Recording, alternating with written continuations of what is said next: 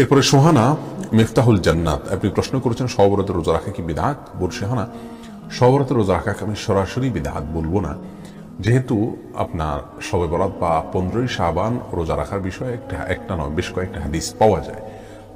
এই হাদিসগুলো যদিও এগুলোর সূত্র বিশুদ্ধভাবে প্রমাণিত নয়, তারপরেও আপনার হাদিসে যেহেতু এর বিবরণ পাওয়া যায়, বর্ণনা পাওয়া যায়, যদিও সে বর্ণনাটা গ্রহণযোগ্য নয়, আমি আপনাকে বলবো এটি সুন্নাহ নয়।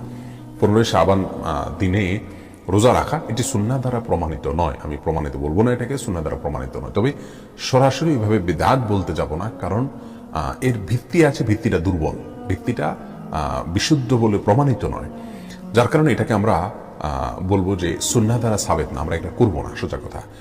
তবে হ্যাঁ, শবে বরাতের রাতকে কেন্দ্র করে এই রাতে আল্লাহ সুবহানাহু ওয়া তাআলা হিংসুক এবং মুশরিক ছাড়া বাকি সবাইকে ক্ষমা করেন। সেই হিসাবে আমরা আল্লাহ সুবহানাহু ওয়া তাআলা সাধারণ ক্ষমা পাওয়ার জন্য শিরক এবং হিংসা থেকে নিজেদেরকে মুক্ত রাখতে পারি।